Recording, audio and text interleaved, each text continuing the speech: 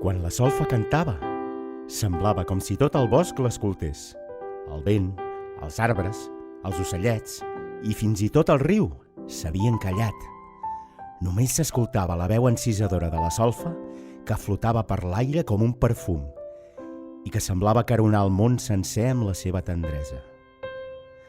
Els músics, els soldats i els consellers escoltaven embadalits aguantant la respiració per por de trencar la màgia. El rei, només sentir la veu de la solfa, va escoltar amb molta atenció. Els que eren al seu costat van poder veure com per la seva galta corria, furtiva, una llàgrima. Tot i que tothom sabia que estava molt trist, ningú mai no havia vist plorar el rei. Quan la cançó va acabar, ningú en tot el bosc gosava dir res, com si després d'aquell so meravellós cap d'altre mereixés trencar el silenci. Després d'uns instants, va ser el rei qui va parlar. Vull que vinguis a palau a cantar sempre per mi.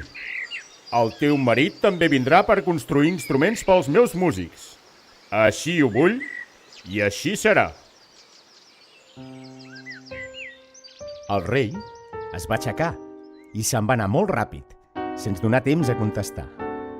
Tot el seu seguici va sortir darrere d'ell atropelladament, excepte un conseller i 2 soldats. Però no pot ser! Jo he de construir els instruments amb la fusta d'aquest bosc, si no, no sonaran bé, va protestar el Hans quan es va recuperar una mica de la sorpresa. A més, el cinyol està a mig curs i no convé que canviï ara d'escola. El conseller els va dir que el cinyol no podia anar amb ells perquè a palau no hi podien entrar nens. Ordenarien a la mestra que es fes càrrec d'ell. Per molt que van queixar-se i protestar, no van aconseguir res. Les ordres del rei s'havien de complir fos com fos. I si calia, per la força, que per això estaven els soldats. I per la força va haver de ser, doncs només lligats van poder separar el Hans i la solfa del seu estimat fill. El cinyol es va quedar sol i trist. Va anar a viure amb la mestra de l'escola, que es deia Dida, i encara que se l'estimava molt, trobava molt a faltar l'amor dels seus pares. Els dies passaven tan a poc que semblava que s'enganxessin a la pell. I a la nit, el coixí sempre es mullava amb alguna llàgrima. Un dissabte, quan anava passejant cap a la casa del bosc, es va quedar parat, ja que va veure sortir fum per la xemeneia. Va córrer cap allà convençut de que eren els seus pares que havien tornat per fi. Però quan va obrir la porta es va endur un gran ensurt, doncs dins de casa seva hi havia un desconegut amb una gran barba que anava bastant brut i feia una mica de por. No tinguis por, cinyol! Soc amic del teu pare i et porto notícies seves!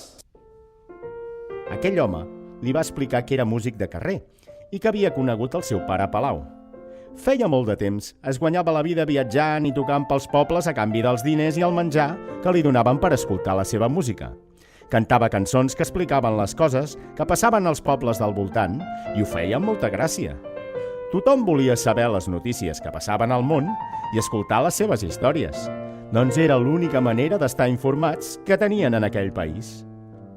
Un dia, el rei li va ordenar que anés a palau a tocar per ell, i el Frank, que així es deia el músic, va contestar que si volia escoltar-lo, que vingués ell, doncs només tocava al carrer. La resposta del Frank va enfurismar el rei i el va fer tancar les masmorres de palau. Allà va ser on temps després va conèixer el Hans, que li va explicar que des de que havien arribat a palau, la mare del cinyol es va anar posant malalta. Cada cop tenia menys energia, no tenia gana ni son i es va anar apagant com una espelma. Quan ja no podia ni cantar, el rei la va posar en mans dels millors metges de la cort, ja que tot i malalta, la seva veu era l'única cosa que li feia oblidar una mica la seva tristor. Cap d'aquells metges havia vist mai una malaltia semblant, i encara que s'hi van esforçar, la solfa es va anar debilitant fins que un dia ja no la van poder despertar. Es va quedar com adormida, però sense dormir, com morta, però sense morir. I així la van deixar, en un llit, en una cambra de palau on no hi entrava ningú. El Hans es va enfadar molt i va anar corrents a veure el rei. Es va plantar davant seu i li va dir cridant que era un tirà i que tot el que li passava a la solfa era culpa seva i que no hi havia dret. Moltes coses li hauria dit si el rei no hagués ordenat als soldats que el prenguessin i l'engarjolessin. El van portar a la cel·la del costat del Frank i així es van conèixer. Es van explicar moltes coses l'un a l'altre i es van fer amics. Un dia, el Frank va descobrir que un barrot de la finestra de la seva cel·la estava trencat i podria escapar-se per allà. Quan li va dir al Hans que s'escaparia, aquest li va demanar que quan sortís de la presó anés a veure el Sinyol, li expliqués el que passava i li demanés que anés a veure el vell de la cova, que era un home que tenia remeis per tots els mals, per demanar-li una cura per la solfa. Era per això que havia vingut el Frank. Per això, i perquè no tenia on amagar-se, ni tenia cap instrument per poder tocar i guanyar-se la vida. El Sinyol va donar les gràcies al Frank i li va dir que es podia quedar a la casa tant de temps com li calgués i que agafés del magatzem del seu pare l'instrument que més li agradés per poder tocar. Ell va anar a veure el vell de la cova. Quan va arribar a la cova, va trobar el vell assegut al costat d'un foc llegint un llibre molt antic. Passa, t'estava esperant, li va dir. Com és que sabíeu que vindria? Jo sé moltes coses, Sinyol. Sabeu algun remei per la meva mare? La teva mare necessita una medecina per l'ànima. Què és una medecina per l'ànima? N'hi han de moltes menes, però per la teva mare la millor és una cançó. Una cançó per curar. Una cançó màgica. I quina és aquesta cançó? Que la sabeu? Me l'ensenyareu? Cada persona necessita una cançó diferent i la que necessita la teva mare l'has de trobar tu. On? Com la trobaré? Una cançó així l'has de buscar al fons del teu cor. Només amb el cor la trobaràs.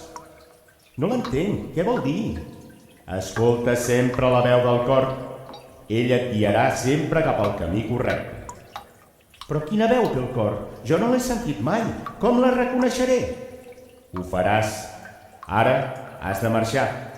Jo ja t'he dit el que t'havia de dir. I et queda un llarg camí per davant. Adéu, Sinyol. I sort. El Sinyol es va quedar desanimat al principi, però al moment va reaccionar i va pensar que la Dida potser sabria dir-li alguna cosa, doncs la mestra era una de les persones més llestes que coneixia. Així que va sortir corrent cap a casa de la Dida. Quan hi va arribar, la va trobar fent el dinar. Va parar a la taula, com sempre feia, i quan van seure a dinar li va preguntar: «Tu saps el que és una cançó màgica?» «No, Sinyol, no ho sé. No n'he sentit a parlar mai».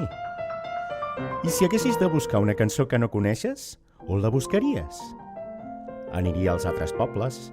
Doncs cada poble té les seves cançons. Algunes es canten a molts llocs, però d'altres només es canten a un sol poble o comarca. Per què m'ho preguntes?»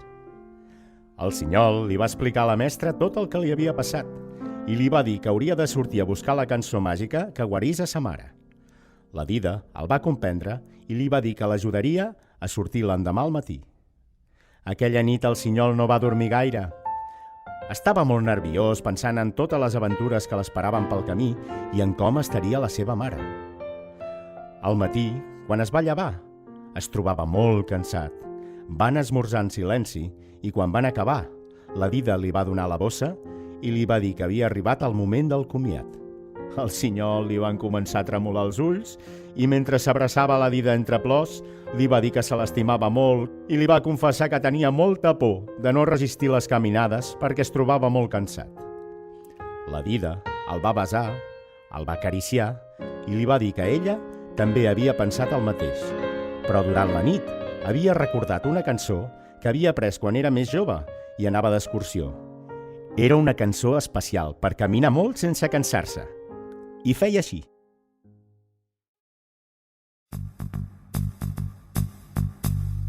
Un peu i un altre peu és el que et cal per caminar. Si poses un davant de l'altre no hi haurà camí que es faci llarg. Podràs pujar, podràs baixar, sense cansar-te i caminar, cantant ben fort i el que és més important, passant el peu d'enrere al davant. Shubodabop-bap-bero-i-bop-bop-bap-ba, shibodap-dip-dip-bop, shubodap-bode-bode, dip-shudip-dap, sebi-a-bode-di-do-dip-dap-sew.